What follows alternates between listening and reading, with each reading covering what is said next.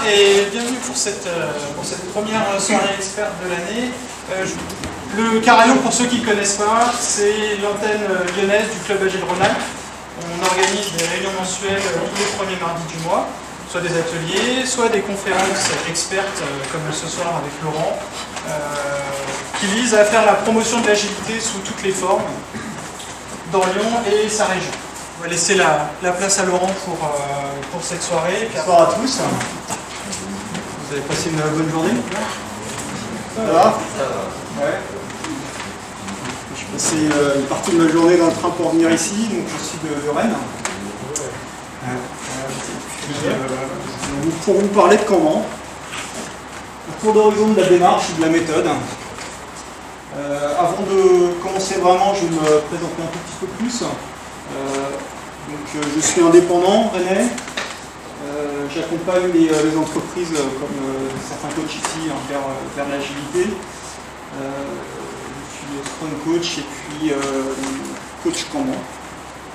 Je suis président de l'équivalent du CARA, mais en Bretagne, avec la Gilbraise.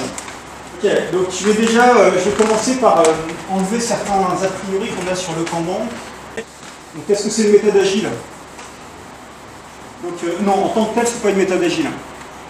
Par contre, on va aller vers plus d'agilité, oui. Mais le point de départ, ce n'est pas une méthode agile. Ce n'est pas une méthode de gestion de projet en tant que telle. Donc il ne faut pas nous poser la question, c'est quoi le rôle du chef de projet, ou est-ce qu'on a des indicateurs pour planifier une version ou autre, non. Ce n'est pas une méthode de gestion de projet. Ce n'est pas qu'une méthode de gestion de tâches, c'en est une. On va avoir des post-it, on va avoir des choses qui vont nous permettre de gérer les tâches, mais ce n'est pas que ça. Ce serait vraiment très très réducteur de voir de cette manière-là. Mais en fait, on a mis du temps, j'ai mis du temps à comprendre ça. L'essence, on va dire, de la méthode Kanban, c'est surtout une méthode de conduite du changement, qui s'appuie sur l'amélioration des processus. Bon, si c'est pas une méthode agile, en tout cas, on partage une chose, potentiellement, c'est que la cible de l'amélioration, si c'est une méthode pour améliorer les processus, il faut avoir une cible d'amélioration. Notre cible à nous, c'est le Lean.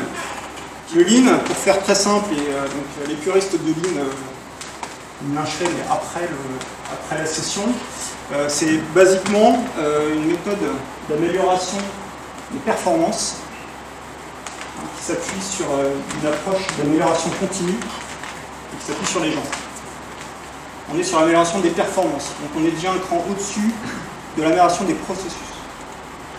Initialement, historiquement, le Kanban, c'est un des outils du Lean. Ça a évolué dans l'IT, le Lean, c'est plutôt dans le domaine industriel, mais c'est venu petit à petit dans l'IT. Il y a le Lean IT qui devient de plus en plus mature.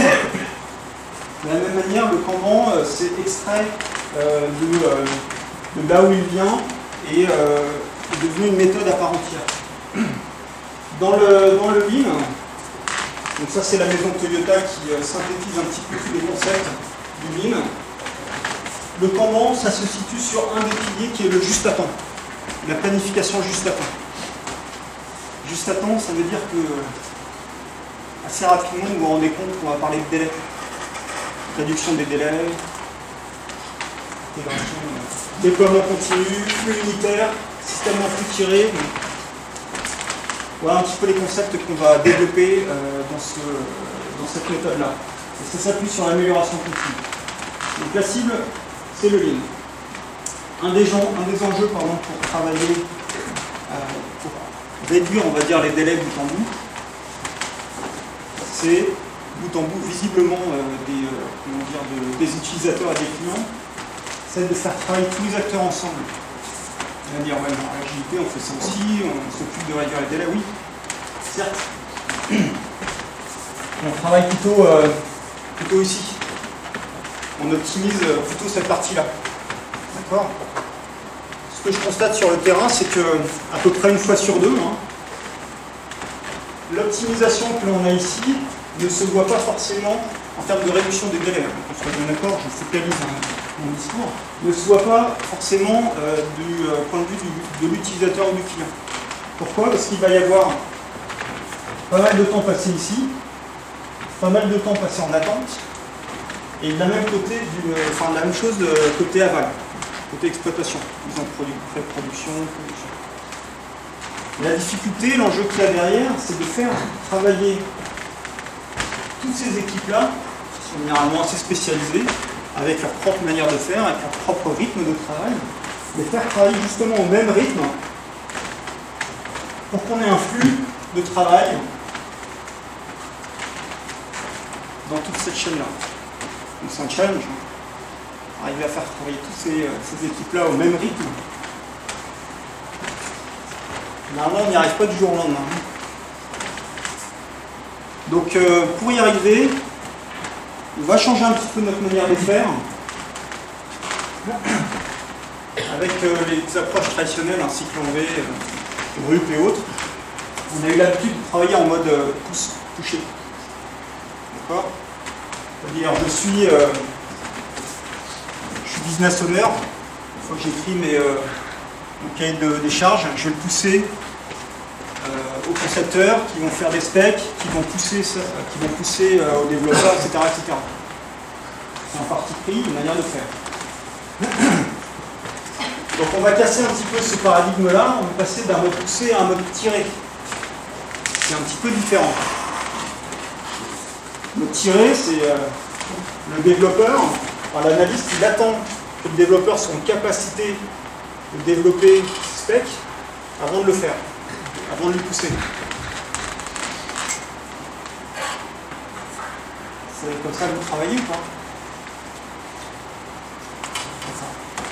Donc c'est bien un changement de paradigme, on est d'accord sur... vous allez voir un petit peu, de manière un petit peu conceptuelle comment ça marche. Mais c'est ce changement-là de pousser au tiré qui fait vraiment la différence et qui fait qu'on va essayer de faire travailler tout ce petit monde sur toute la chaîne au même rythme. Ok. Un petit slide de définition et puis ça sera à peu près le seul. Encore une fois, pour bien poser les bases du discours, il y a Kanban et Kanban. Dans le Kanban, il y a plusieurs choses. Si dans les enquêtes, là, il y avait une mauvaise compréhension, on va dire, de ce qu'était le Kanban, on partage quand même des choses entre les méthodes agiles et le Kanban. Notamment, il y a les cartes Kanban qui représentent un élément de travail. Donc, basiquement, vous utilisez du management visuel en général, si vous faites de l'agilité, donc vous avez des post-it qui représentent des user stories.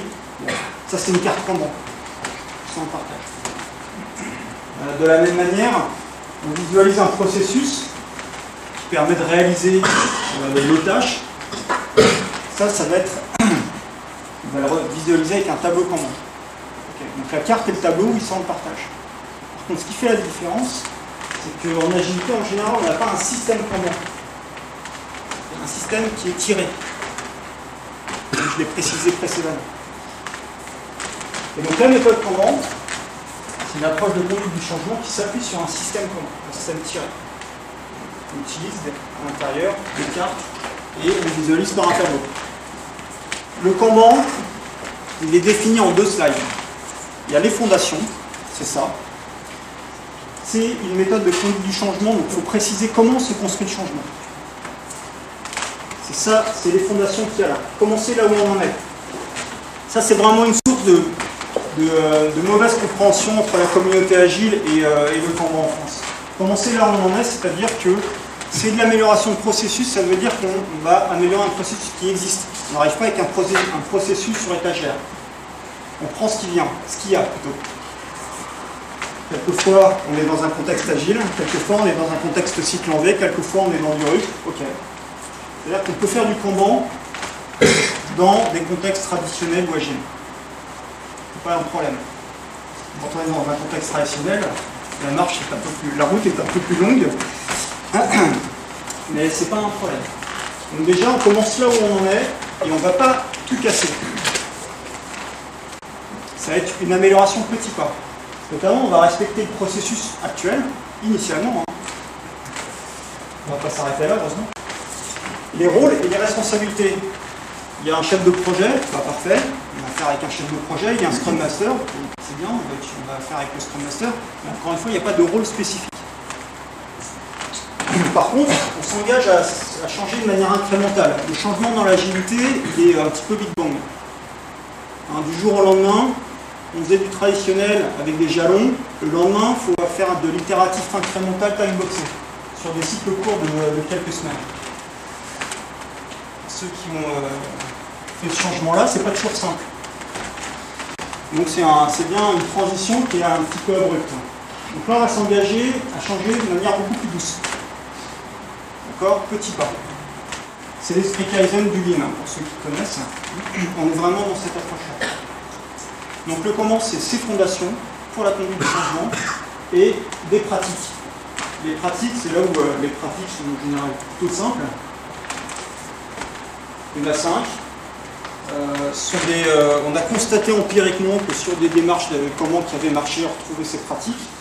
Hein, c'est la communauté comment internationale, il y a quelques années, ont échangé pour savoir quelles pratiques ils faisaient, puis ils ont constaté que ça c'était un tronc commun, on va dire. Visualiser. Bon, là, on n'est pas trop perdu hein, quand on vient de l'agilité. C'est visualiser le travail, les cartes en main, donc le tableau, le processus, les règles qui régissent ce travail-là. Donc c'est le management visuel qu'on retrouve dans d'autres méthodes, dans d'autres approches. Cette règle est fondamentale, cette pratique est fondamentale. Ce qui caractérise, ce qui spécifie le comment, on va voir, c'est limiter le travail en cours. Parce que c'est cette règle-là qui permet justement de passer d'un mode poussé à un mode tiré. La mécanique du comment, elle est là. Généralement, c'est ce qu'on connaît la cible, c'est d'améliorer notre processus pour aller sur du flux, un travail en flux. Si on pousse le curseur à l'extrême, on va trouver des boîtes qui font du déploiement continu. Vous en connaissez? Ouais. Qui ça? Là où vous travaillez. Donc du coup, c'est un travail en flux. Hein, plusieurs fois par jour ou plusieurs fois par semaine, il y a un déploiement propre. Bon, bah, là, on n'est pas sur des cycles de 1 jour, 2 jours. C'est qu'il y a toujours du travail qui est en cours de développement ou de test à des stades de maturité différentes. Ok, mais si on va sur du flux, il faut savoir le mesurer et le gérer. Ça ne se gère pas de la même manière qu'une approche en cycle. Donc c'est la troisième pratique du comment. Ensuite, on va rendre explicite la règle de gestion. Là, pour ceux qui viennent de l'agilité, c'est assez facile. Hein. Vous connaissez tous les définitions de fini, définition de fait ou définition de prêt, ready et done. Ouais. Bon, là, le principe, c'est qu'on généralise en fait cette approche d'expliciter en fait la manière dont vont se déplacer les cartes dans notre tableau. On explicite ces règles. Là, donc, tout ça, ces 4 pratiques-là, elles sont là pour stabiliser notre flux de travail. Parce qu'on ne va pas chercher à s'améliorer si on n'est pas dans un contexte stable. Ça ne sert à rien. Donc, la première des étapes, c'est stabiliser notre travail. Ça, c'est fait pour ça. Et ensuite, seulement, on va se changer de manière incrémentale. Ça va? Parce que le comment, c'est les 2 slides que vous venez de voir. La petite plus-value, en fait, que j'apporte, c'est la démarche. J'avais fait des commandes pendant plusieurs années, à partir de 2008. Pour mon premier projet en tant que coach indépendant, on m'a demandé de faire de l'agilité dans un contexte de migration outillée qui, honnêtement, ne se prêtait pas du tout à faire du Scrum. Donc je m'en suis rendu compte assez vite. Mais quand c'est la première mission pour un indépendant, je ne pouvais pas rater ma mission. Et il y avait un besoin d'agilité dans ce contexte-là. Donc ça fait que j'ai cherché un petit peu comment y arriver. C'est là où je suis arrivé au comment. D'abord au flux, développement en flux avec des auteurs comme Donald Reinstein, je ne sais jamais le prononcer, et Correladas. Bon après, je me suis rendu compte que ça marchait dans mon contexte, je l'ai expérimenté dans l'autre contexte et donc j'ai pu prendre un petit peu de recul. À un moment donné, c'était il y a 1 an et demi, j'ai pris un peu de recul par rapport au projets comment que j'avais fait, et je me suis dit, bon, comment je pourrais formaliser un petit peu, comment je pourrais standardiser les missions Kanban. C'était une approche lean de mon travail. Et je me suis rendu compte qu'il n'y avait pas de démarche pour y aller. Je me suis posé la question, mais si on m'appelle aujourd'hui pour me dire bah, ce serait pas mal de faire des Kanban chez nous, dans notre projet demain, je ne savais pas trop comment organiser cette mission-là. Je savais faire des Kanban, mais je n'avais pas une vision de la démarche. Donc quand j'ai commencé par réfléchir à cette démarche-là, et c'est ce qui m'a amené à écrire le livre. C'est la petite plus-value, c'est la démarche. C'est une démarche empirique d'amélioration des processus, ce qui fait que j'ai été chercher sur une démarche naturellement dans les démarches PDCA. La route d'Hemming, le cycle d'amélioration continue. Très rapidement, le PDCA, c'est une démarche, une approche scientifique, empirique, qui consiste à dire, alors il faut visualiser ici un plan, do, check, act. Un cycle comme ça, où on va commencer par formuler des hypothèses dans la partie plane. On va dire, je veux résoudre ce problème, donc je fais l'hypothèse, je fais telle hypothèse, je construis tel modèle, et je vais me demander comment je vais chercher à valider ou invalider mon modèle. Phase plane. Ensuite, je vais mettre en œuvre, je vais exécuter mon plan. Et pendant ce temps-là, je vais chercher, je vais noter des indicateurs qui permettent de valider ou invalider une démarche très classique en fait. Dans le check, c'est la phase de contrôle, je regarde ce qui sort d'ici et je le compare à ce qu'on a trouvé comme hypothèse au départ. Et le delta me permet d'acter que mon modèle était bon ou pas et de l'améliorer, de changer mes hypothèses. Et je fais des cycles comme ça. Ça, c'est une approche empirique. Donc j'ai décidé de m'appuyer sur cette démarche-là pour une approche Kanban. Et comment ça se traduit? Par une phase de conception du système, mise en œuvre, sauf que là, dans la troisième phase, ça va pas être un contrôle, mais plutôt une phase d'étude. Et honnêtement, ici, je suis incapable de faire un modèle prédictif de comment va se comporter mon système. Si on pouvait le faire, on n'aurait pas, en train de faire du Kanban. La gestion de projet simple permettrait d'être prédictif sur nos projets. Donc concevoir, mettre en œuvre, étudier, comprendre mon système par rapport aux contraintes et aux règles que j'ai pu mettre là, et du coup l'améliorer. Et améliorer mon système pour aller vers du flux. Ça, ça va être ma démarche, et c'est ce qu'on va aborder maintenant. C'est vraiment le cœur de la session. Donc concevoir le système Kanban initial, ça va être assez rapide. Définir un flux de valeurs. Là je passe parce que c'est, par rapport à ce que j'ai déjà dit, c'est assez évident. C'est qu'on va modéliser les séquences qui permettent d'aller de la demande du client jusqu'à la réalisation, la mise en production de ce qu'on a implémenté jusqu'à l'utilisateur. La difficulté en général, c'est de trouver le bon élément de travail là, qui va permettre, qui va passer sur tout ce type de valeur. Donc dans l'agilité, les user stories, les features, c'est des bons candidats. Généralement, c'est des bons, comment dire, vecteurs de communication pour tous les acteurs de la chaîne. Des business owners jusqu'aux utilisateurs. Si on veut un flux de travail, en gros, ce que je suis en train de dire, c'est qu'il faut trouver les éléments qui parcourent tout le flux. Et que ce n'est pas toujours si évident que ça. Donc définir le processus, c'est les éléments de travail. Cette phase-là, elle est assez classique. Là, je vais insister un petit peu parce que c'est une phase de... C'est vraiment la partie qui est mal comprise et qui génère des... Comment dire, une mauvaise compréhension entre la communauté agile. C'est que le processus, on peut le visualiser de différentes manières. Il y a la manière agile, Scrum, plutôt axée sur un processus générique. En gros, tableau à 3 colonnes à faire en cours fini. Quelle que soit mon activité, ce que j'ai à faire, je peux passer dans ces 3 états-là. Hein, j'ai des courses à faire, je vais faire mes courses et j'ai fini de faire mes courses. Entre faire des courses et faire des tests, des activités qui n'ont rien à voir. Donc c'est bien un processus générique. Bien. Si je veux améliorer mon processus, je ne peux pas m'arrêter là. On est bien d'accord.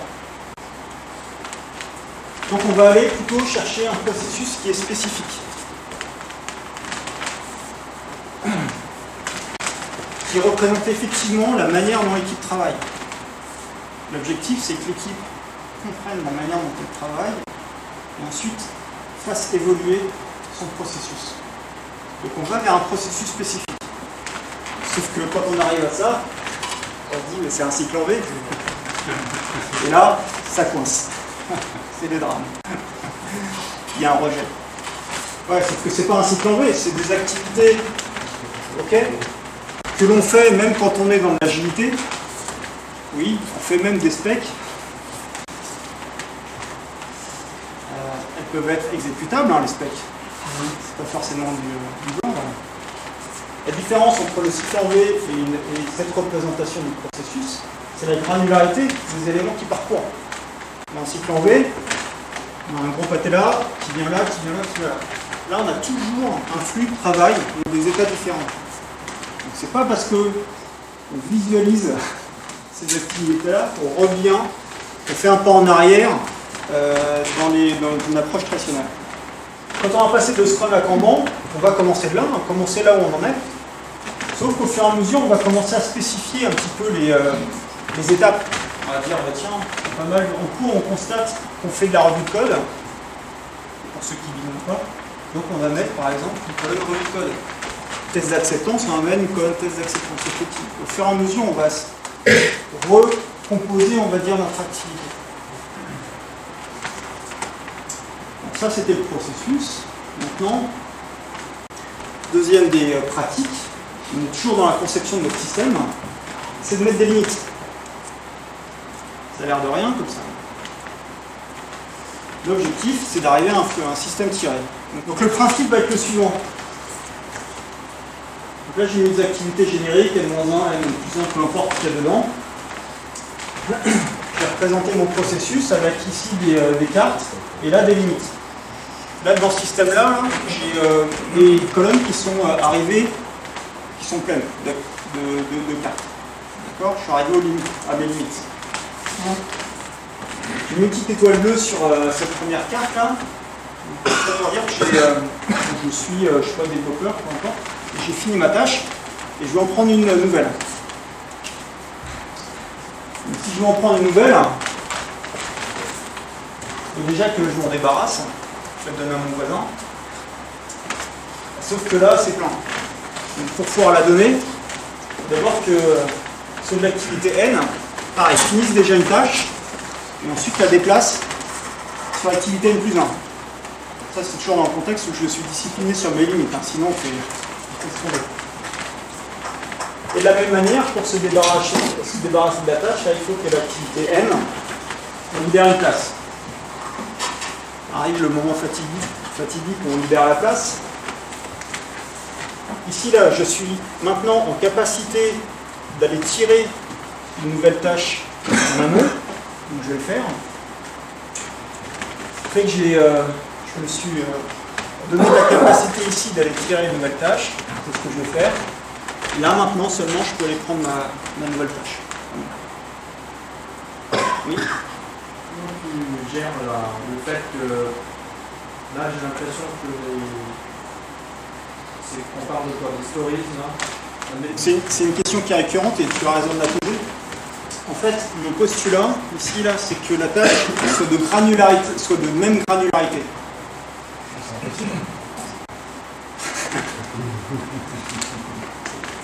Je ne dis pas qu'elle soit de même taille, ou de même poids, de même granularité. C'est-à-dire quand une tâche qui dure 2 jours, 5 jours, moi c'est même granularité. Entre une tâche qui dure 2 jours, 3 semaines, là on n'est plus dans la même granularité. Parce qu'on voit, en fait, le shift il est sur le fait de réfléchir par rapport au délai, pas la charge.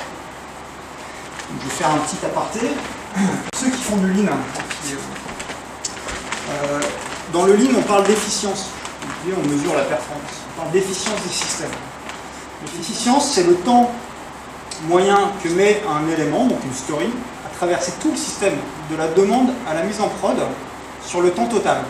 Alors, j'ai ma langue à fourcher, c'est le touch time, c'est le temps où moi, Story, on s'occupe de moi, effectivement, dans toute cette chaîne, sur le temps total.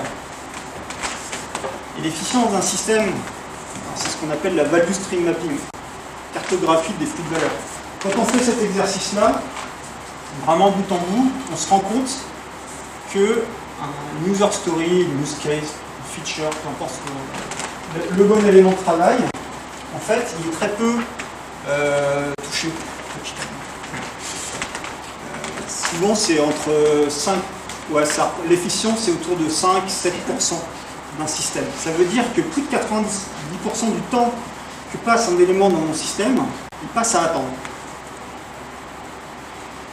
Donc ça veut dire que là, on parle de quoi? De la charge. L'effet de la charge de 20, 30, 40% de différence de charge, elle est sur les 5% d'efficience. Donc au final, c'est du bruit. Si on passe d'une vision de charge à une vision de délai, là, notre préoccupation, c'est bien de réduire les délais. D'accord? Après, j'affine. Ça, c'est la première, on dégrossit un petit peu la réponse. Donc ce qui est important, c'est vraiment être dans une même granularité. Typiquement, les user stories dans un sprint, que le poids il soit de 2, 3, 5, 8, on est dans une même granularité. Par contre, si on passe à 20, 40, là on est dans une granularité qui va être différente. Mais dans un sprint, pour moi ça marche. D'accord? Là on parle de limite, mais après Scrum, c'est un nombre pondéré par la complexité, bah, c'est une pratique qui va un peu plus avancer. On peut continuer là-dessus. Sauf que ça a un coût. D'aller chercher la complexité a un coût. Donc, on investit du temps. Quelle est la plus-value de ce temps investi? Nous, ce qu'on dit, c'est qu'on peut s'arrêter au nombre à partir du moment où on a une même granularité. Donc, on n'a pas de temps à investir. Mais c'est à vous de mettre le curseur dans votre investissement de temps. Là, je me suis... Donc, on estime, en gros, on estime pas souvent. Par contre, on va passer du temps à bien découper. Oui. Ça va être... Ok, donc en gros, un système Kanban, une caractéristique d'un système Kanban, c'est un petit peu tout ce que je viens de dire. Mais c'est plus que ça, mais ça se traduit par un tableau, des cartes, des limites hautes, c'est le système tiré qu'on a là. Ce qu'on n'a pas vu, c'est la partie juste à temps avec des limites basses, des cadences et autres. Mais là, on ne va pas trop avoir le temps d'en parler.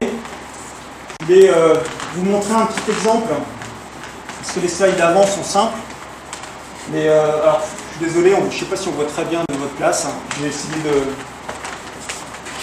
C'est le tableau d'un projet que j'ai fait. C'est le plus gros projet que j'ai fait. Il y avait 8000 jours hommes sur à peu près 18 mois. 15 mois en mode industriel. Là, c'est un tableau Kanban pour 35 personnes. Ça veut dire que l'activité de 35 personnes est gérée sur 3 mètres de long. Il n'y en avait que ça pour gérer. Donc, qu'est-ce qu'on retrouve là-dedans? On retrouve un processus avec des équipes qui étaient spécialisées. On avait des concepteurs, on avait des développeurs et puis des testeurs de l'homologation. À l'intérieur de ces phases-là, de ces activités-là, on avait d'autres sous-activités qu'on a modélisées. Et puis, comme 35 personnes, c'est quand même un petit peu conséquent, on a divisé ça en 4 couloirs. Ce sont des équipes fonctionnelles, le même principe que les feature teams de Scrum. Voilà un exemple concret, un petit peu rapide, hein, mais un exemple concret de système Kanban assez conséquent, sur un projet assez conséquent. Le développement, par conception, je voulais que ce soit la contrainte de mon système. En fait, je voulais que ce soit l'équipe de dev qui donne le rythme. Tout comme une équipe Scrum, c'est bien l'équipe Scrum qui donne le rythme de travail. Tout le monde travaille au rythme de la vélocité de l'équipe. Donc la contrainte, elle est mise sur l'équipe dessus. Donc là, je voulais avoir le même principe. Et donc pour protéger une contrainte, on va mettre un buffer ici, qui a des limites hautes et des limites basses, de manière à ce qu'il y ait toujours un nombre quasiment constant d'éléments en amont de ma contrainte. Donc c'est une pratique un petit peu avancée. Ok, Kanban en action. Donc on a conçu, ok, très bien. Maintenant, on va mettre en œuvre. Alors, la phase de conception, ça peut être quelques heures maximum. Hein. L'idée, c'est pas faire un système parfait. C'est de partir le plus possible, mais après, entrer dans des cycles d'amélioration. Donc, on va mettre en œuvre. Et là, ça va pas trop vous changer pour ceux qui font de l'agilité.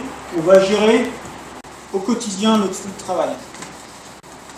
Donc on va avoir un management visuel. La première des pratiques, c'est de visualiser. Donc on a un outil basé sur le management visuel. L'équipe se retrouve tous les jours autour de ce management visuel et gère son flux de travail.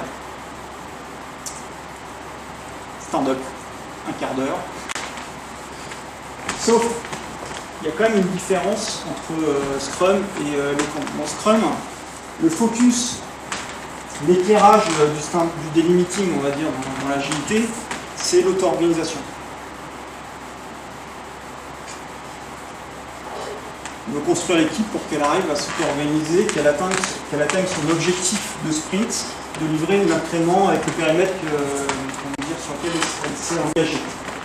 Ce qui fait que la manière de faire le Scrum, pour les meetings, c'est bien de faire un tour de tous les membres de l'équipe pour savoir où il en est, qu'est-ce qu'il a fait, s'il y a des problèmes. Là, le focus, il est sur le flux de travail, ce qui fait qu'on ne va pas faire un tour des membres de l'équipe, mais plutôt on va se focaliser sur les éléments de travail, savoir s'ils sont bloqués ou pas. Un élément qui n'est pas bloqué, qui vit sa vie, on ne va pas en parler. On va faire le focus là où ça bloque. Plutôt.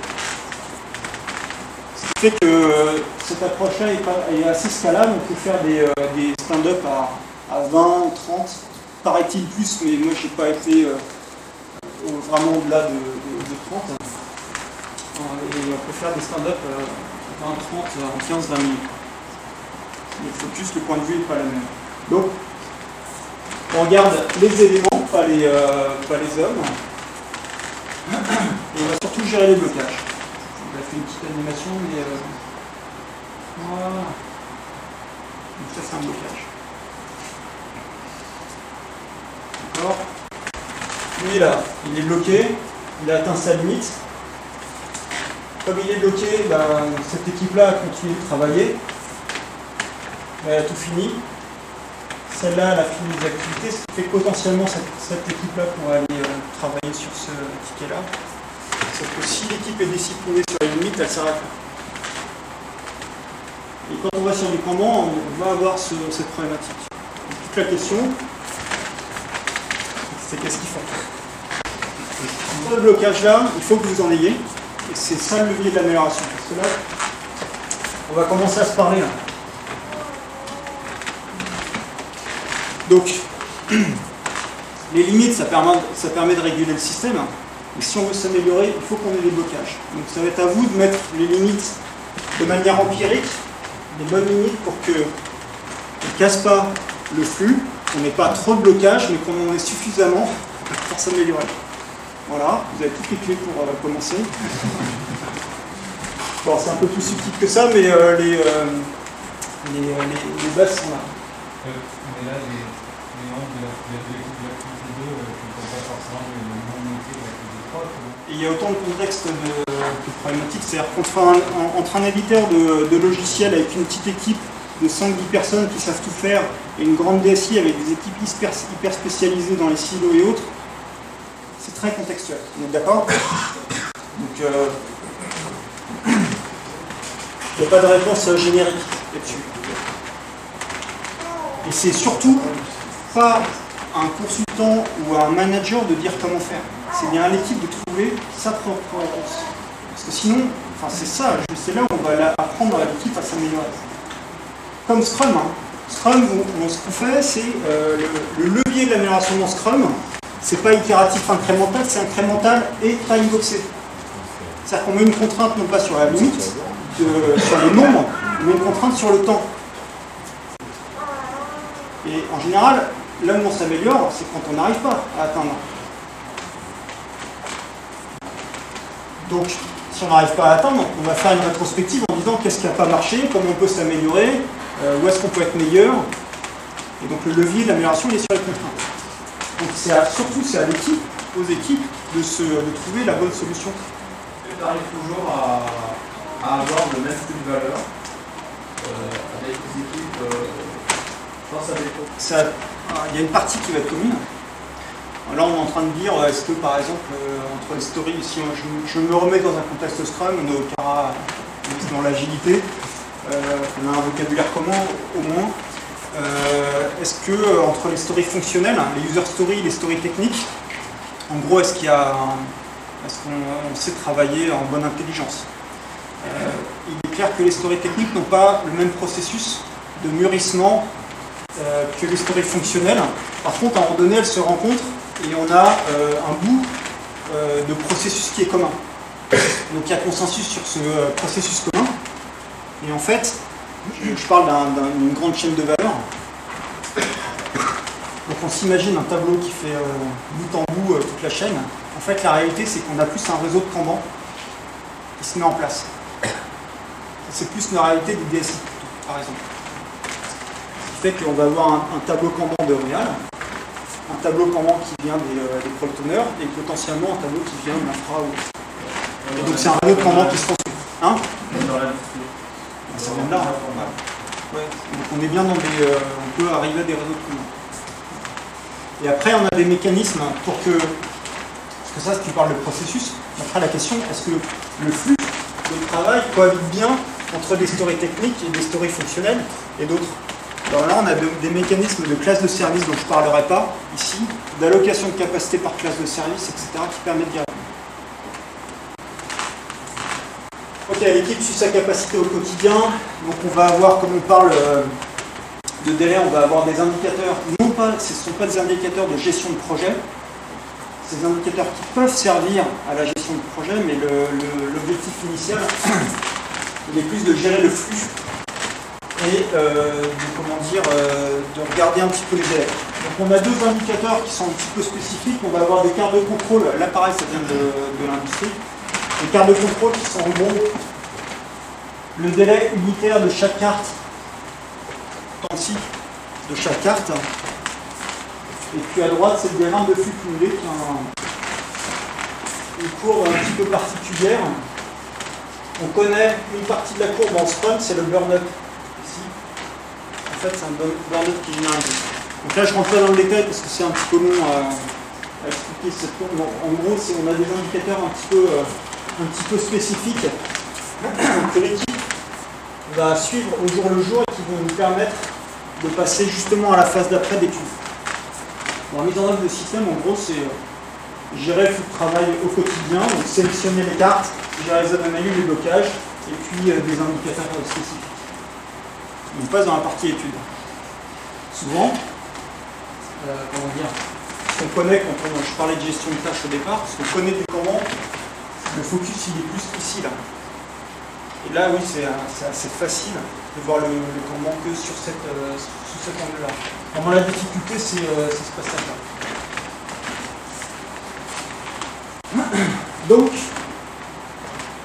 on a visualisé notre processus, notre flux de travail, notre travail qui va aller vers du flux.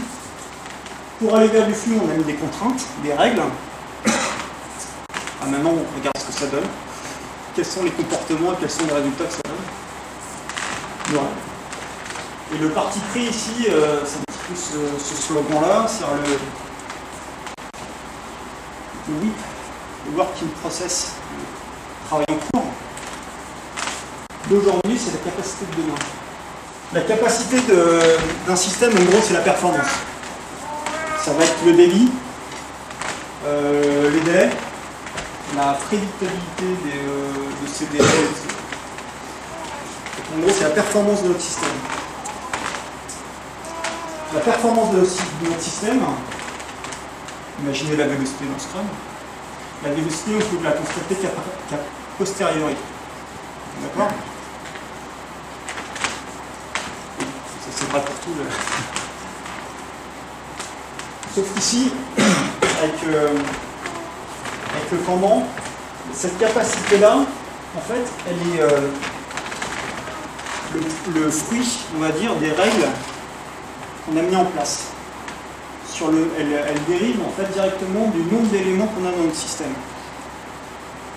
Ça veut dire qu'on peut avoir une influence sur notre performance future en gérant au quotidien le nombre d'éléments que j'ai dans mon système.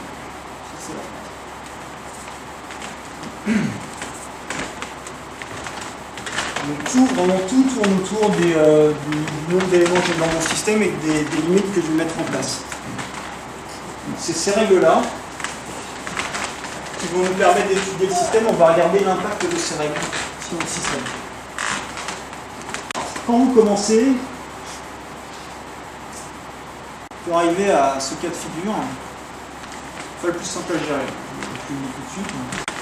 Système qui est globalement saturé. Vous avez fait une conférence sur comment on va essayer ça demain. En plus, c'est super simple, des limites, j'ai bien compris. Il n'y a qu'à visualiser ce qu'on fait. Et voilà, le tour est joué. Ouais, on met ça en place. Et puis, le système, naturellement, il s'endort. C'est-à-dire que là, on va avoir, je sais pas, un product owner ou un business owner ou un manager qui dit je comprends bien ton histoire de limite, c'est bien, sauf que là, je suis ton manager, et puis là, c'est super urgent, c'est vraiment très prioritaire. Ou si on est dans du support, vous n'allez pas dire au client qui appelle un centre de SAV, gentil, là, votre problème de routeur. Je comprends, hein, c'est embêtant, mais si vous pouvez rappeler la semaine prochaine, parce que là j'ai atteint mes limites. C'est compliqué. Bon, donc il y a des contextes où on va saturer le système, c'est-à-dire qu'on aura beau mettre des limites, on n'arrivera pas à les tenir. Même, donc ça peut être en entrée de notre système, mais même à l'intérieur. Dans notre système, on peut avoir ce genre de problématique, et typiquement, c'est des entreprises, et on peut le comprendre, il n'y a pas de jugement dans ce que je dis, qui préfèrent ouvrir tous les projets, toutes les demandes et de travailler un petit peu en round robin, c'est-à-dire de travailler un petit peu sur chaque demande pour que les clients aient l'impression qu'on s'occupe d'eux. Quitte à ce qu'on mette du temps à délivrer toutes les demandes, hein, mais au moins les clients, on voit que ça bouge pas. Voilà, c'est pareil, ça va être un petit peu difficile de suivre les limites. Donc là, on a des systèmes qui sont globalement saturés, et vous, en tant qu'agent de changement ou concepteur du système command, vous allez un petit peu pleurer. Je ne sais pas si ça vous rappelle quelque chose, non? Vous vivez un petit peu ça au quotidien. Ok, donc en gros, c'est la différence entre les choses qui nous parlent, hein, c'est quand on est en vacances, hein, vous avez peut-être vu ça, mais il y a une petite... il ne faut pas grand-chose pour passer d'un autoroute qui est fluide mais chargée aux embouteillages. En gros, c'est l'utilisation de notre système. Si notre système c'est l'autoroute, on a un taux d'utilisation, une densité de voitures, hein, par exemple. Et si on augmente un petit peu cette densité, on va s'embouteiller. Dans le système command, en fait, ce qu'on apprend, c'est que c'est pareil. Ça ne sert à rien d'en mettre trop. Si on en met trop, le débit ralentit. La vélocité va ralentir si je vous donne trop de choses à faire. C'est mécanique. Hein. Bon. Dans la théorie des files d'attente, on va avoir des réponses un petit peu à ça, des réponses un petit peu plus scientifiques qui permettent de parler à des managers. Pas mal d'avoir des soutiens, des fondations pour aller leur dire que ça ne sert à rien d'en demander trop, ça ne sortira pas plus vite, voire il va avoir l'effet inverse. Et qu'on va chercher à ajuster l'utilisation de la capacité du système pour réduire le nombre d'éléments que j'ai dans mon système et au final pour augmenter mon débit, ce qui est contre-intuitif. Et en gros, pour simplifier, ce qu'on retrouve dans Scrum, hein, c'est laisser du nous dans le système. En gros, utilise notre système command à 70-80%. Pas chercher à le monter à 100%. Donc quand on est dans un système globalement saturé, vous êtes sûr que ça va être un peu compliqué et qu'il va falloir commencer par purger, prioriser les demandes. Et heureusement, ce n'est pas dans tous les cas de figure. On continue. Notre route de mise en œuvre du command. Vous avez fait vivre votre command. Heureusement, vous avez réussi à être discipliné sur vos limites, mais pas toutes. Il y en a une qui est un petit peu difficile. Là, dans cet exemple-là, je suis développeur. Je suis une équipe de développement, on a 3 tâches là. Donc on n'est pas bloqué. Et par contre, ça avance pas bien. Ça avance pas bien. La partie test, ils sont en attente. La partie conception, bah, ils travaillent. Ça se passe bien pour eux. Voilà.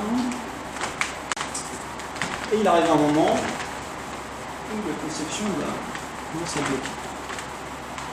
Mais on se retrouve un peu dans le même phénomène de blocage que tout à l'heure, hein. C'est pas la même cause. La cause, d'ailleurs, c'est pas parce que le développement est bloqué, c'est qu'il sort pas du tout à la même vitesse que la partie conception. Donc là, on est face à un goulet d'étranglement. Le goulet d'étranglement, il est là. On visualise.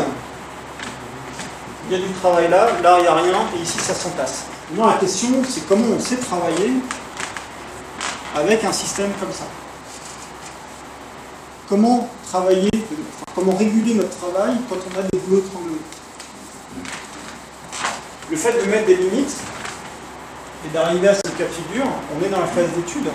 Là, on a une compréhension un peu plus fine de notre système, qui est qu'il y a des boulots d'étranglement qui sont émergents et qu'il va falloir apprendre à travailler avec.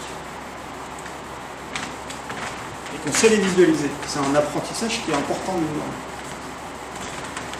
Donc le comment, après, lui, on est cool, hein. Il y a 2 slides, hein, je vous ai dit, hein. Il y a les fondations et les pratiques. On ne dit jamais comment résoudre les problèmes. Hein. On est comme coach agile, on sait que ça marche bien pour l'agilité. On arrive sans solution, on pose juste des contraintes pour montrer les problèmes. Et après, débrouillez-vous l'équipe. Vraiment, c'est pareil. Donc on va donner des pointeurs après pour trouver. Le pointeur précédent, c'était la théorie des files d'attente. Là, ça va être la théorie des contraintes. La théorie des contraintes, c'est pas l'autoroute, là, cette fois, c'est le rond-point. Donc c'est comment apprendre à travailler avec des goulots d'étranglement. De notre point de vue de coach tendance, pour protéger le flux de travail. Alors là, je ne vais pas vous donner toutes les techniques, il faut creuser un petit peu la théorie des contraintes. C'est notamment les pratiques. Je ne sais plus qui avait posé la question, c'était quoi la colonne tampon ou buffer dont je parlais. C'est une pratique avancée de la théorie des contraintes. Voilà, justement pour protéger, pour pas que ça arrive. Ce que je viens de montrer à l'arrière. Donc on a des réponses à aller piocher là-dedans. On continue. On a passé un petit peu toutes les embûches. On n'a pas de saturation, on arrive à être discipliné sur nos limites. Et là, on arrive au problème suivant. C'est l'histoire des granularités sur les stories. Donc, ok, tout ça c'est très bien, j'arrive à stabiliser mon flux. Mais, les délais là, un coup c'est 2 jours, un coup c'est 40 jours, en gros ça ne sert à rien. Si je veux me servir de ces indicateurs-là pour justement aider ma gestion de projet, anticiper ou planifier, je vais avoir du mal. Si j'ai beaucoup de variabilité dans mon résultat, je ne pourrais pas aller sur du juste à temps. Le juste à temps, on n'a pas beaucoup de marge de manœuvre. Pour travailler sans marge de manœuvre, il faut qu'il y ait peu de variabilité. Donc là, on a un atelier de photos, là, pour expliquer un petit peu les photos, il y a un atelier Kanban, le challenge Kanban. Donc c'est un atelier, là on a 2 équipes qui expérimentent un petit peu le Kanban par la pratique et puis qui mettent au fur et à jour cette carte de contrôle. Je ne sais pas si je ne me rends pas compte si vous voyez bien, mais je vais le suivre avec mon doigt là. Donc la première équipe, en gros les délais, il y a très peu de variabilité. Il y a des tendances, hein, ça augmente, les délais augmentent, et les délais diminuent, mais il y a peu de variabilité autour de cette tendance-là. Pendant le même jeu, mais la deuxième équipe, elle part bien, mais après, ça part dans tous les sens. Ok. Eux, là, ils ont travaillé, ils ont bien su lisser le flux de travail. Ils ont su anticiper les boulots d'étranglement. Ils ont lissé l'activité de manière à avoir quelque chose d'assez, peu variable. Eux, là, par contre, ils ont joué la carte de la valeur pour gagner le plus d'argent possible. Je ne sais plus qui a gagné, hein, peu importe. Mais quand on a ça, c'est pas toujours facile. Regardez ici, là, dans cet exemple-là, ce qui est assez intéressant, c'est que je peux vous assurer que les cartes sont vraiment de même granularité et des charges avec peu de différence. Et on arrive avec des différences de délai qui vont de, je sais pas, à peu près 15 jours à 2 jours. Donc cette différence, elle n'est pas due à la charge, elle est due vraiment à comment on a priorisé, comment on a sélectionné la carte et on l'a fait avancer plus ou moins vite dans le process. D'accord ? Donc si on veut aller vers du juste à temps, il va falloir travailler sur cette variabilité pour pouvoir la diminuer. Il y a plusieurs moyens de faire. On regarde à chaque point et on essaie de comprendre pourquoi la carte qui vient de sortir est bien en dessous ou bien au-dessus d'une moyenne. Ça peut être assez fastidieux, très consommateur et surtout on n'a pas que ça à faire. L'essentiel de notre travail reste quand même d'implémenter les cartes. Donc là on va aller chercher dans la maîtrise encore un autre socle un petit peu scientifique là, pour mieux comprendre, mieux étudier et mieux améliorer notre système, sa maîtrise statistique des procédés. On ne va pas aller creuser très profond dans cette approche-là, parce qu'on n'est pas dans des contextes où on a suffisamment de volumétrie pour aller sur une approche purement statistique. Pour autant, il y a des modèles simples qu'on peut aller chercher pour nous aider à travailler. Et en gros, là-dedans, on va surtout apprendre à identifier la limite naturelle de variabilité de notre process pour se dire, pour pouvoir identifier facilement les éléments qui sont hors de ces limites sur lesquels on va faire une analyse on va aller chercher à comprendre pourquoi le délai est vraiment hors de nos limites. Donc on limite notre effort d'investigation à là où c'est vraiment nécessaire. Voilà. Donc on va chercher quelques petits modèles. Vous voyez bien qu'entre des systèmes globalement saturés, des systèmes localement saturés, des systèmes variables, on a compris juste par des limites où étaient nos difficultés dans un système, comment se comportait notre système. Et après, comment on ne répond pas, on va aller piocher tel ou tel modèle pour l'améliorer. Et des modèles, il y en a d'autres. Là, j'ai fait un léger focus sur 3 d'entre eux, mais il y a le lean pour la partie gaspillage lorsqu'on a des limites qui sont trop hautes. Par exemple, je sais pas, j'aurais une limite à 10 avec 2 développeurs, 10 tâches pour 2 développeurs, c'est beaucoup trop haut. Dans un contexte où je voudrais diminuer ces limites mais j'y arrive pas, que je comprenne pourquoi et que je sache les diminuer. Donc là, j'irai sûrement creuser un petit peu dans la partie lean pour voir comment je peux enlever du gaspillage qui me permettrait de diminuer mes limites. D'autres théories, de la théorie des options réelles, pour aller vers encore plus de planification juste à temps. En bref, et la liste n'est pas exhaustive ici. Donc la phase d'étude, c'est pas la plus simple, mais elle est fondamentale. On va utiliser le beau modèle d'amélioration par rapport aux problèmes qu'on a compris dans notre contexte. Okay. Un exemple d'amélioration concrète, en tout cas de conséquences d'amélioration. Donc là, j'ai repris une carte de contrôle du projet dont je vous ai proposé la photo tout à l'heure. Rappelez-vous, donc un projet avec 3 équipes spécialisées, 4 couloirs, vous l'avez en tête. Donc là, c'était à peu près au bout de 9 mois. On a fait une refonte de notre système Kanban pour la 3e fois, qui était assez profond. On a enlevé typiquement une ou 2 colores. Je n'ai plus en tête, c'était 2010.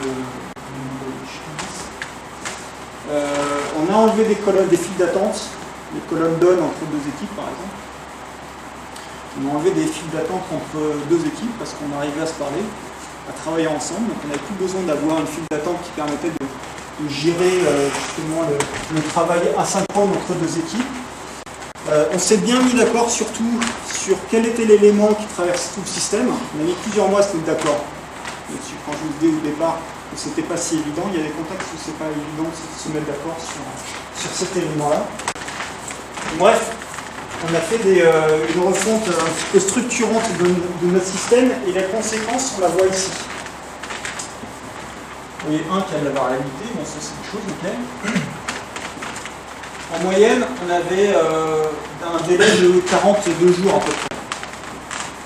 C'est un projet de migration utile encore. Je ne cherche pas à me spécialiser, mais et on migrait des écrans. C'est un projet où il y avait, je sais plus, 200 écrans à migrer.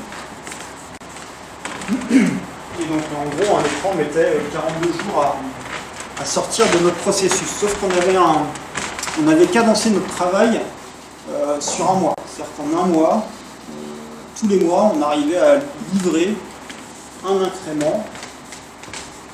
Parce que si on travaille en flux, ça ne nous empêche pas de travailler en itératif incrémental. Tous les mois, on livrait un incrément de l'applicatif migré. Cadence de 1 mois, délai de 42 jours. Pour moi, il y avait quelque chose qui n'allait pas. On n'était pas en juste à temps, on va dire. Donc en gros, on avait trop d'éléments dans notre système. Donc en enlevant des colonnes, en se mettant d'accord sur les éléments, en fait, on a réduit le nombre d'éléments mécaniquement et on a baissé le délai moyen en dessous des 30 jours. Donc on n'a rien changé à notre activité, au travail quotidien de toutes les équipes, sauf qu'on a fait fondre notre stock. On avait un stock de 12 jours qui ne servait à rien. Bon, ceci dit, vous voyez que c'est quand même dans une démarche d'amélioration continue pas à pas. Et que, donc c'est une démarche qui est lente. On a fait les modifications, on les a faites début mars. Là, vous ne voyez pas, mais on est le 18 avril. Et là, on arrive au 30 mai, début juin. Ça veut dire que le résultat concret sur notre performance des modifications, on l'a eu mars, avril, mai, 3 mois après.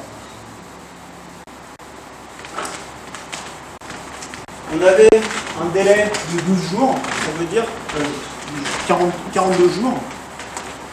Donc on touche le bénéfice de notre option là, 2 cycles après l'avoir obtenu. Vous comprenez bien, c'est des démarches qui sont lentes.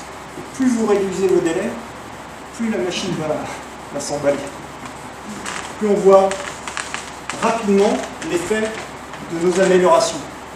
Donc, meilleure est notre compréhension de notre système. Parce que si je fais une modif et que je vois les résultats 6 mois après, il s'est passé tellement de choses pendant ces 6 mois, le lien de cause à effet, je ne suis pas sûr de le faire. Plus mes délais sont réduits, plus le lien de cause à effet, je l'ai. Donc, plus vite je m'améliore effectivement. Donc vous avez bien changé pendant 3 mois. On n'a pas fait une refonte structurante de ce type-là, on a fait des micro-ajustements quotidiens, il y en a toujours.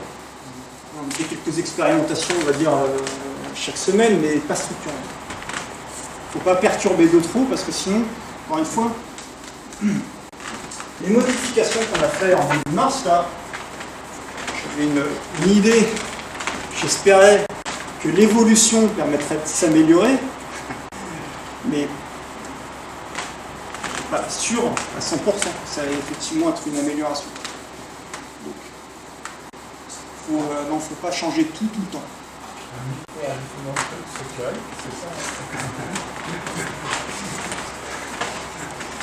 Les règles explicites, par exemple, je parlais des règles explicites, les définitions de fini ou de ready pour chaque activité.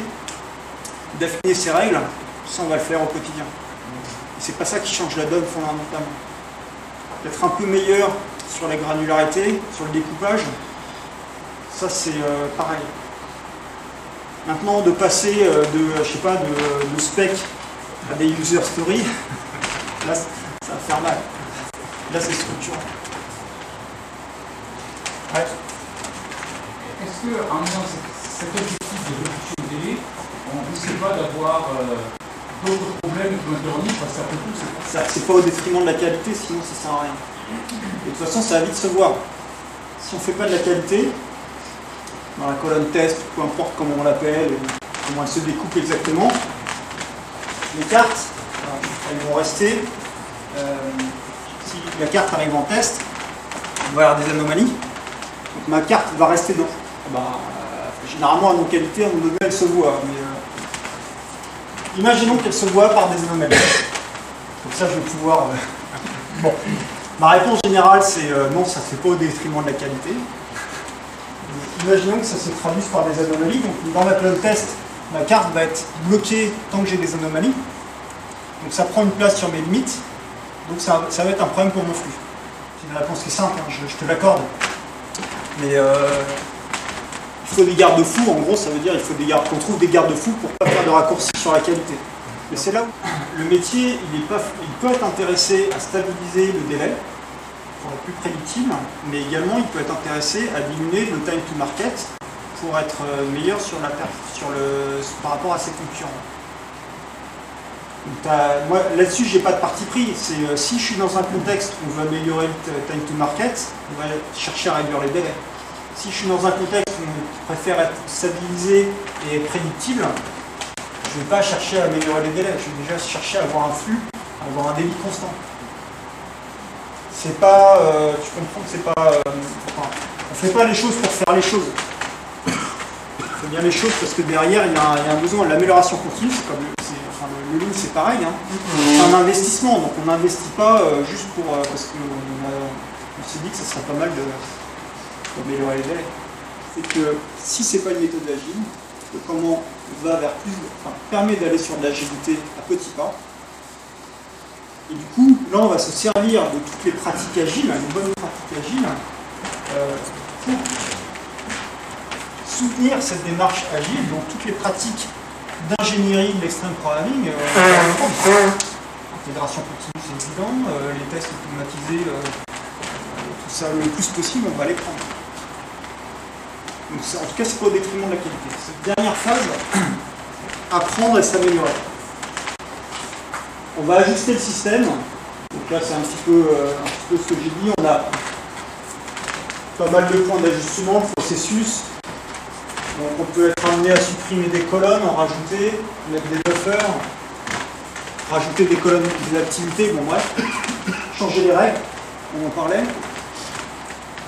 Revoir le découpage des éléments, voir le type d'éléments, et puis changer les lignes.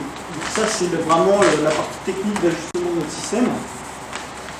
Et la partie apprentissage, c'est qu'on va chercher à apprendre, de la même manière que dans la phase d'étude, on va chercher à apprendre des comportements émergents. Et là, il y en a pas mal.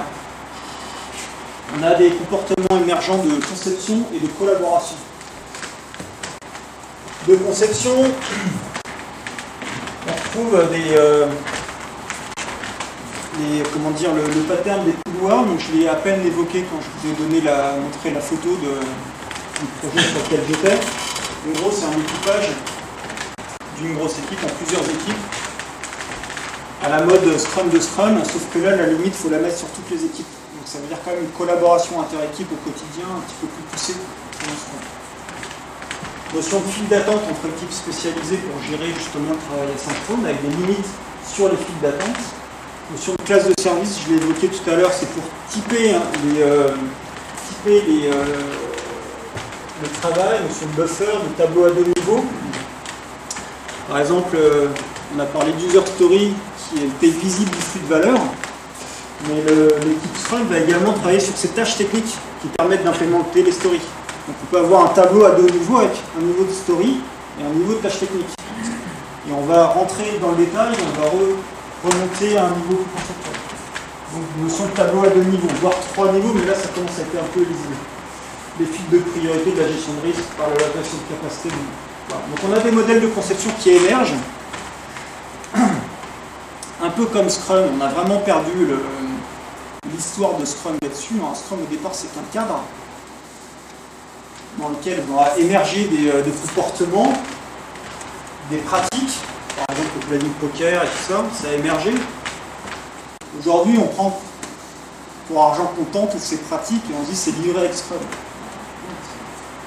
C'est juste des pratiques qui ont émergé et puis marginalement Scrum.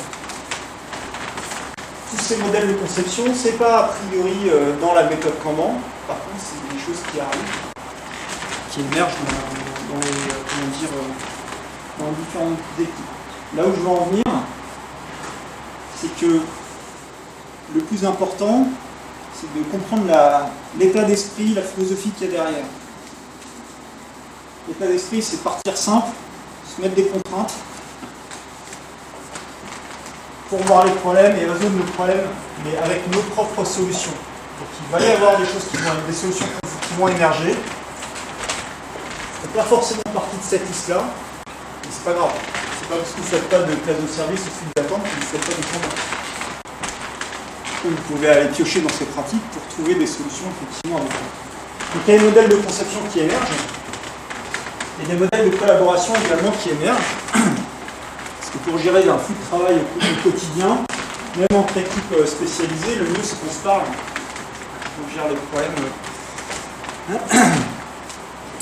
On s'organise entre nous. Donc l'auto-organisation, la décentralisation de la prise de décision, tout ça, ça émerge. En partie, c'est pour ça qu'on a de l'agilité, qu'on a besoin de l'agilité pour aller vers la cible. L'équipe propriétaire de son processus, c'est nécessaire pour faire évoluer son processus.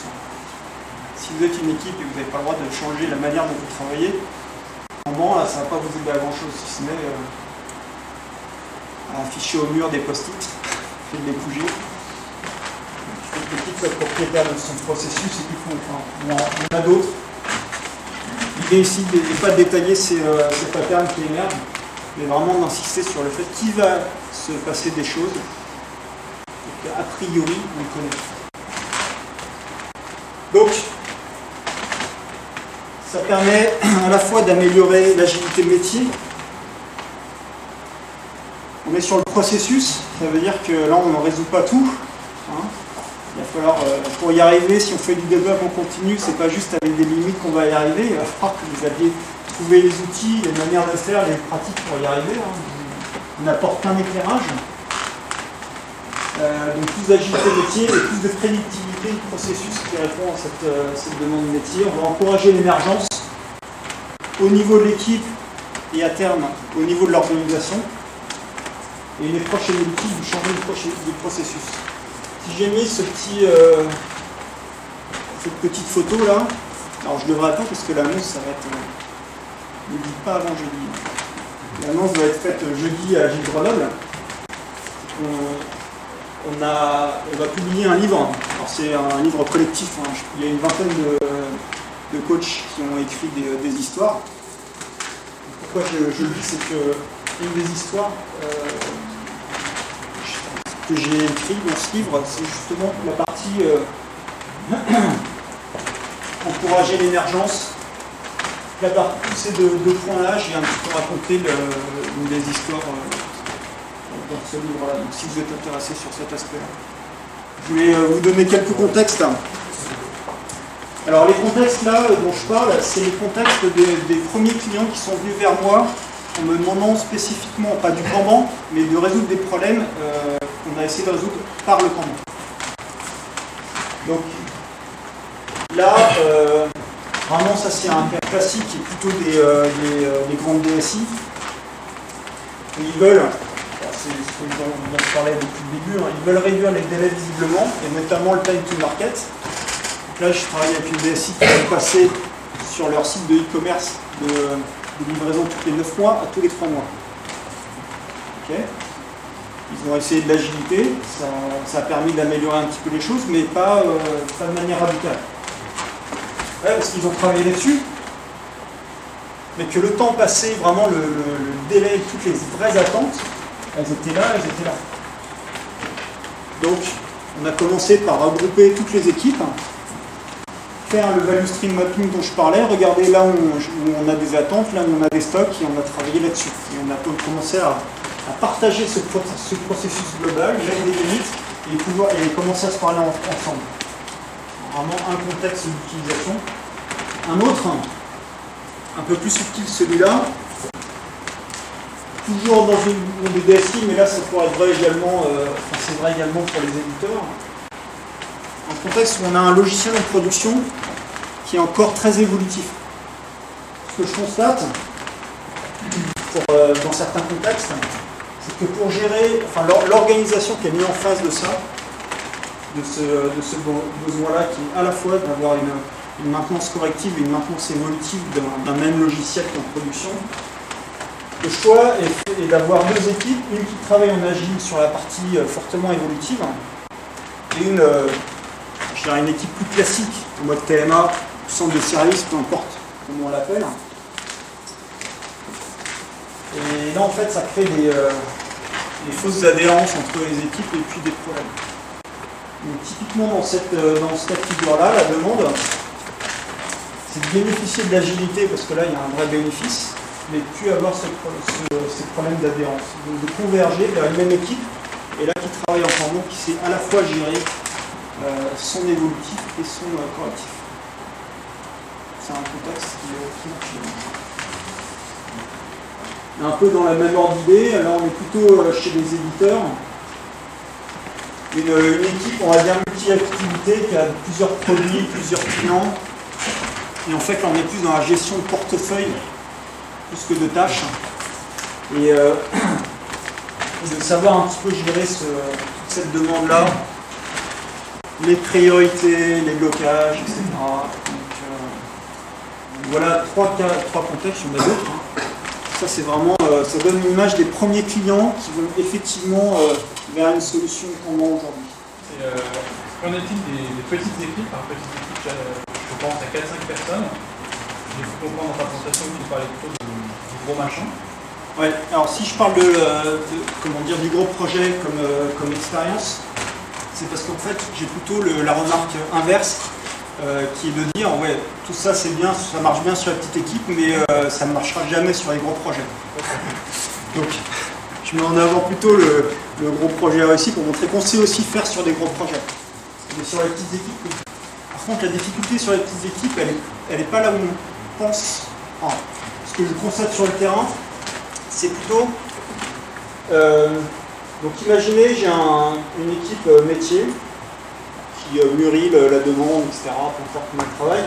Les développeurs, tests fonctionnels et après les tests métiers. Et en fait, la difficulté que je rencontre, c'est quand j'ai une petite équipe métier qui fait à la fois cette partie-là, à la fois la partie métier, et que les versions s'enchaînent. En fait, ils n'arrivent pas du tout à gérer leur activité, et c'est normal, et trouver les limites. Ici, enfin de conception de test, c'est un petit peu compliqué. Quand il y a une ou deux personnes du métier qui n'est pas disponible à 100%, etc., là c'est un petit peu compliqué. Maintenant, en dehors de cette problématique un petit peu spécifique, faire du Kanban pour une équipe de 3-4 personnes, je dirais c'est encore plus simple parce qu'on se parle facilement, on peut être dans le même open space ou autre. La question. Sans coach, je sais pas si alors, coach, pas coach, c'est vous qui voyez. L'apprentissage me paraît une démarche à long terme. Si on fait de l'amélioration de Kaizen, petit pas, on est dans l'amélioration vraiment à long terme. Parti pris, c'est qu'on a le temps de s'améliorer. Du coup, on va s'améliorer au rythme de l'équipe. Et on s'améliore, on apprend vraiment quand on essaye soi-même et qu'on fait ses propres erreurs. Donc, je dirais, on n'a pas besoin de coach en tant que tel pour se planter. Donc on peut commencer comme ça. Par contre, là on a besoin pas spécialement d'un coach, mais d'une vision externe, d'un miroir. C'est pour s'assurer qu'on reste sur cette démarche d'amélioration. Donc quelqu'un qui vient régulièrement voir où on en est et qui challenge. Les démarches d'amélioration, Six Sigma, Lean, tout ça, il y a même le coach, je dirais, le manager, il y a besoin d'un regard externe qui nous pousse un peu justement à continuer cette démarche d'amélioration. Parce que sinon, ce qu'on voit, même dans l'agilité, c'est pareil, c'est qu'on s'améliore, et on arrive à un plateau d'amélioration, au bout de quelques sprints, quelques mois, où il ne se passe plus grand-chose. On se dit, bah, tiens, les rétrospectives, ça durait 2 heures. Maintenant, si on pouvait la faire en une demi-heure, ce serait pas plus mal. En fait, on est sur ce plateau-là d'amélioration. La question, c'est comment on relance la dynamique. Donc, le coach lui permet de, plus ou moins, pas toujours, mais de ne pas s'arrêter à ce plateau-là. Il y a d'autres manières de ne pas rester sur ce plateau, mais d'avoir une vision externe peut aider. Alors après, la question au-delà de la question de la petite équipe, c'est dans quel contexte une démarche d'amélioration est intéressante. Donc, typiquement sur un éditeur qui, avec une équipe plutôt stable, mais qui a plein de petits projets, la remarque en général, c'est de dire ouais, mais moi j'ai pas le temps de m'améliorer sur un projet. Donc là, on voit l'amélioration non pas vue d'un projet, mais vue de l'équipe à plus long terme. Et on est plutôt dans la gestion de portefeuille, comme je parlais. L'autre contexte d'éligibilité, après, c'est dans le cadre d'un projet, mais plutôt des projets longs où l'équipe est stable. Le cœur de l'équipe va être stable sur plusieurs mois, voire 1 an, 2 ans. Les petits projets de quelques semaines, 2 mois, 3 mois avec une équipe qui s'expose à la fin, on va être dans la partie gestion de tâches. Oui, on peut mettre quand même des limites, etc. Mais on ne va pas faire des cycles d'amélioration. Vous parlez de changement industriel. Par exemple, je peux le changement de ça peut être. Je suis entièrement d'accord. Hein. Donc le changement Big Bang a beaucoup de bénéfices, mais peut avoir des freins. Donc moi j'ai pas de parti pris entre de l'agilité ou du Kanban. C'est dans votre contexte, qu'est-ce que vous voulez, quel problème vous voulez résoudre et quelle est votre capacité de changement. Donc il y a des contextes qui sont demandeurs de changement rapide, de remotivation, de redynamisation de l'équipe et dans ce contexte-là, le passage à l'agilité est complètement satisfaisant. Et je vais prendre cette casquette de coach agile plutôt que coach Kanban. Par contre, dans d'autres contextes, ils ne sont pas demandeurs de ce petit coup de fouet initial et que la culture d'entreprise fait que le changement va être difficile. Ben là, Scrum, il y a des échecs là-dessus. Donc, une autre manière de faire, c'est d'y aller un petit peu par la bande, comme ça, doucement, du Kanban, et en espérant peut-être que ça amène à terme à plus d'agilité. Mais c'est pas du tout sûr. Hein. Et quand je parle de changement douceur, après je vais prendre la question, c'est justement ce que j'explique là dans ce petit texte-là. C'est que sur ce projet-là, donc je vous ai montré la photo, j'avais été missionné comme coach agile, entre autres. Et qu'au bout de, on va dire, 6 mois, 6-7 mois, je ne sais plus trop exactement, certains membres de l'équipe qui sont venus me voir, c'est marrant, c'est à peu près au même moment, mais c'est pas les mêmes et pas, ils ne sont pas venus à plusieurs me parler, ils m'ont dit, je ne comprends pas, tu es coach agile, mais on ne fait pas de l'agilité là sur un projet, en gros, qu'est-ce que tu fais quoi. Vous êtes indépendant externe, quand on se pose la question de ce qu'on fait, c'est un petit peu délicat. Et en fait, c'était... j'ai pris un petit peu de recul, et en fait, c'était une très bonne nouvelle. Parce que je peux vous assurer qu'on avait poussé assez moins l'agilité dans le contexte où on était, sinon je serais parti parce qu'effectivement, je ne servais à rien.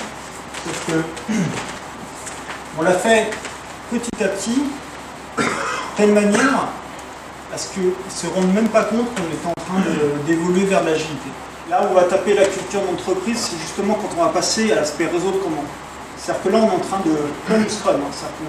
On est en train de d'abord stabiliser Scrum, c'est l'équipe. Là, le Kanban, c'est le processus sur lequel on est propriétaire. On est en train de stabiliser déjà notre travail à l'intérieur de ce processus-là. On est en train de mettre les problèmes d'interface.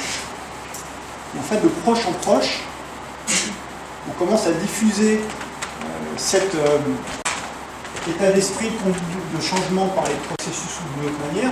Et de manière virale, un petit peu, on va, on va déployer un petit peu le Kanban dans le réseau et au fur et à mesure attaquer la culture d'entreprise. Mais la culture d'entreprise, c'est sur des années quand ça se passe.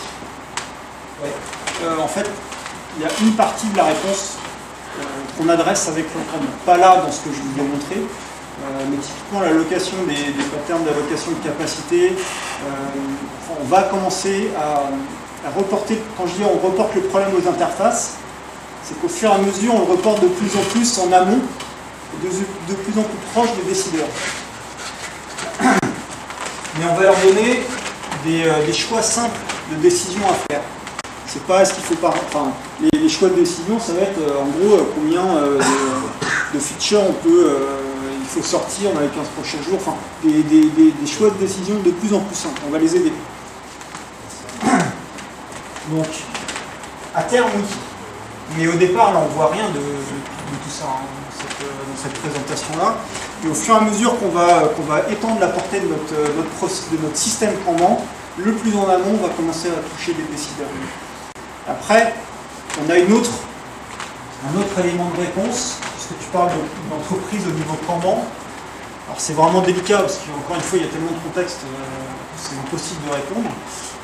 Les entreprises qui sont complètement construites autour d'une famille de produits, avec un même processus, voilà, l'entreprise et le Kanban, c'est un petit peu la même chose. Enfin, on peut avoir un Kanban entreprise, on dirait, dans ce contexte-là. Mais dans les contextes DSI, en fait, on a un autre niveau de Kanban qui est justement la gestion de portefeuille. Donc, imaginez par exemple une DSI qui va gérer dans l'année 300 projets. On a suffisamment de volumétrie pour avoir un débit de projet tout au long de l'année. On peut très bien avoir un Kanban, pas avec les mêmes activités, c'est plus macro, mais au niveau DSI. Et effectivement, même en France, il y a plus que des expérimentations, il y a des pilotes là-dessus. Et là, on commence à rentrer dans des domaines où on n'a pas encore beaucoup de recul en France, il faut l'admettre. Le Kanban en France, il est assez c'est vraiment au début.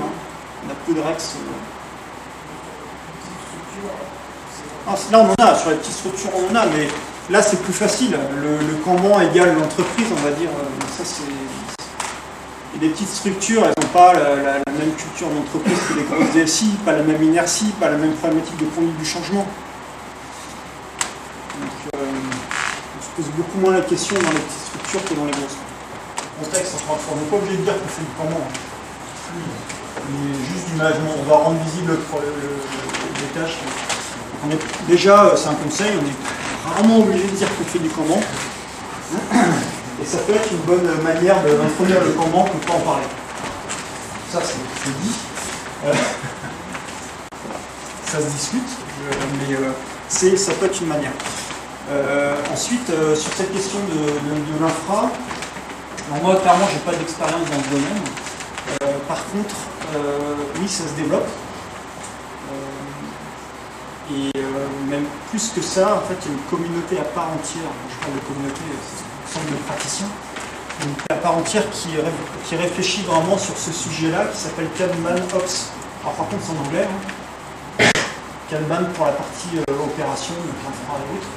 Dernière petite question, et après, on arrête. C'est sur la notion de... En fait, j'ai un petit souci de compréhension sur la notion de limite.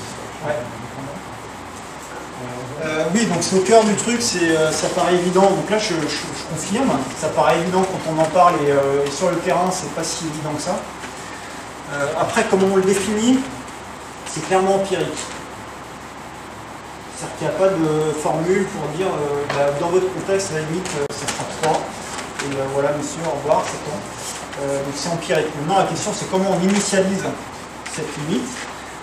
Là il y a plusieurs manières de faire, une manière simple, c'est cadeau, une manière simple de faire, mais plus lente, c'est de visualiser, vous regardez à peu près combien il y a de tâches en moyenne, et vous mettez une limite un peu plus haute que la moyenne des tâches, et vous partez à partir de ça. Donc vous faites vivre votre système sans limite pendant quelques semaines, et vous constatez. Dans les sites d'amélioration, on va chercher à diminuer ces limites. C'est une manière la plus simple que j'ai vu de les mettre en place. Par contre, encore une fois, ça repousse le moment où on va commencer à effectuer les améliorations. Allez, Buffet, merci de votre écoute.